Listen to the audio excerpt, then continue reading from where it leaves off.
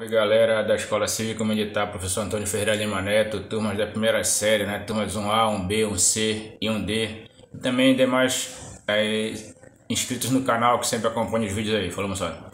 Aqui é o professor Feliciano gravando mais um vídeo de física para vocês. E hoje a gente vai dando continuidade ao nosso estudo de física do novo ensino médio, né? Aqui na parte de óptica, falando agora sobre lentes esféricas, certo? Então ele fala aqui, né, sobre formação da imagem em lentes esféricas. Assim como a reflexão da luz produz imagens nos espelhos planos e nos curvos, a refração da luz produz imagens por meio do uso de lentes, certo? Aí ele fala aqui, as lentes são sistemas ópticos transparentes, homogêneos e limitados por duas superfícies, das quais ao menos uma delas é curva. Dependendo das características da lente, índice de refração do material e curvatura da superfície, a luz refratada por ela pode produzir imagens nítidas. Entre alguns usos das lentes, podemos destacar os óculos, né?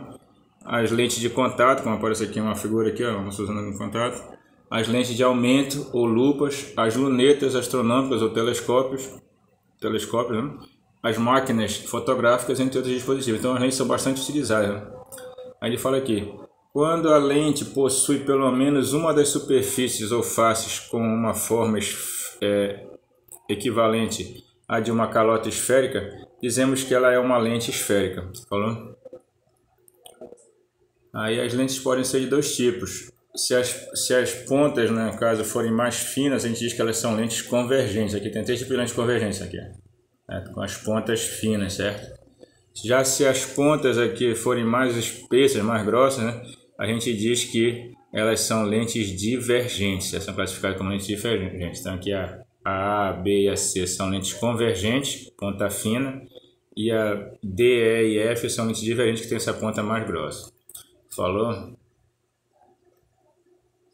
Uma lente divergente, que acontece nela? Uma lente convergente, quando os raios chegam paralelos aqui ao eixo principal, eles convergem para o único ponto.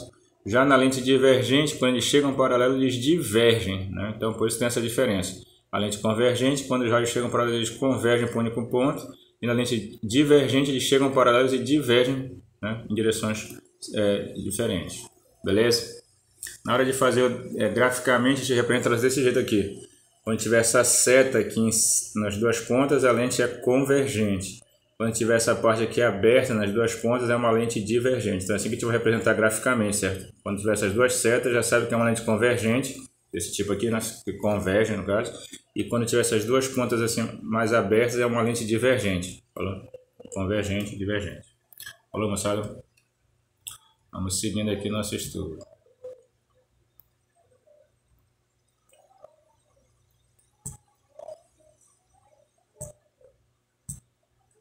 Então, o que acontece mais aqui agora? A gente vai ver o seguinte. Ele mostra aqui os elementos geométricos das lentes esféricas, certo? Ele mostra aqui uma lente esférica, né? Ele colocou aqui dos dois lados, aqui, ó. Então, para estudar o comportamento de luz refratada de umas lentes, é necessário definir seus elementos. O ponto C1 e C2 aqui corresponde ao centro de curvatura das faces das lentes, né? Porque essa face aqui da direita, essa face da esquerda, né? Aqui seria o centro de curvatura dela. Os pontos V1 e V2 correspondem respectivamente aos vértices das faces, certo? Vértice da face 1 e vértice da face 2. A distância entre os vértices V1 e V2 corresponde à espessura da lente. Então essa distância de V1 até V2 é a espessura da lente, né? Porque ela é mais grossa, mais fina, certo? A linha que passa pelo centro de curvatura de suas duas superfícies representa o eixo principal. Então essa linha que passa bem aqui pelo meio é o eixo principal. Falou? O ponto O, que fica bem aqui no meio, corresponde ao centro óptico da lente, certo? Centro óptico da lente. Aí, foco principal e distância focal, certo? Um ponto que merece destaque nas lentes esféricas é o foco principal ou foco. Quando um feixe de raios luminosos incide de forma paralela ao eixo principal de uma lente convergente, os raios refratados convergem e encontram-se em um ponto chamado foco principal, F'. Nesse tipo de lente, F' possui natureza real, pois corresponde ao encontro efetivo dos raios refratados. Então, aqui está uma lente convergente, né? Quando os raios passam paralelos por ela, eles convergem para um único ponto, e esse ponto aqui é o foco. E no caso da lente convergente vai ser um foco real, falou? Foco real, numa lente convergente. Beleza? Já numa lente divergente, né, na lente divergente, f' possui natureza virtual, pois é formado a partir do encontro dos prolongamentos dos raios de luz refratados. O foco principal objeto f também possui natureza virtual nessas lentes, já que se trata de prolongamento dos raios incidentes que passam por esse foco. Beleza? Então aqui, ó, aqui tu tem uma lente divergente, os raios divergem e tu prolongando os raios divergentes para cá, eles todos vão se encontrar no único ponto, que é o foco, e no caso da lente divergente é um foco virtual, porque já é dos prolongamentos. Então, lente convergente, o foco é real, porque é o encontro dos próprios raios, e na lente divergente, o foco é virtual, porque ele é o encontro dos prolongamentos. Falou, conselheiro? Considerada tanto a lente convergente como a lente divergente, a distância entre f' e o centro O dessa lente é chamada de distância focal da imagem, né? Então, a distância focal da imagem e tem a distância focal do objeto. Falou? Tem a distância focal aqui. Seguindo aqui, Marcelo.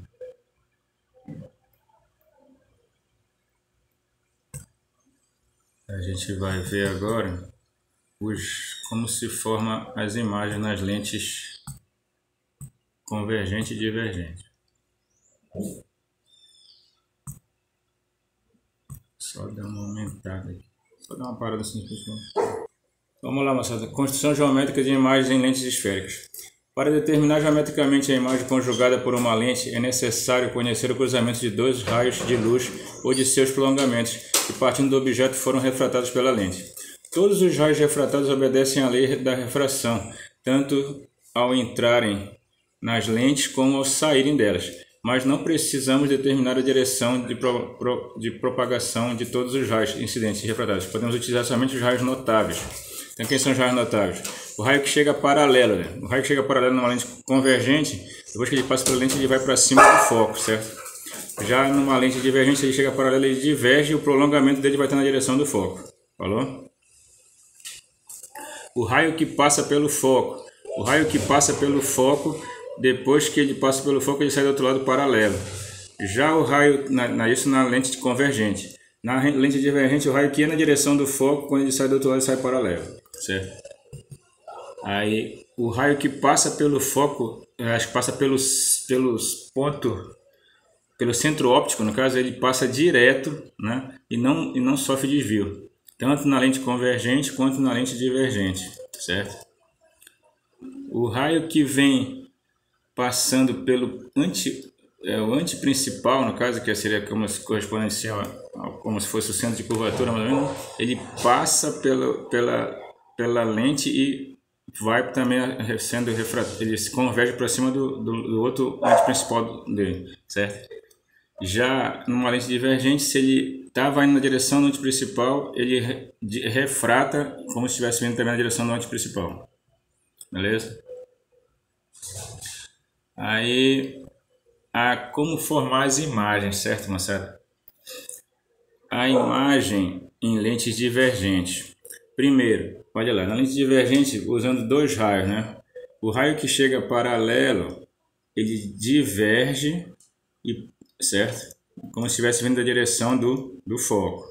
Já o raio que vai indo na direção do foco, sai do outro lado como? Paralelo. Então, eles não se cruzam aqui, desse lado direito, mas os prolongamentos aqui para cá, ó, vai gerar nele aqui uma imagem, certo? Certo? Uma imagem menor do que o objeto. Então, numa lente divergente, a imagem ela é virtual, porque ela foi gerada pelos prolongamentos.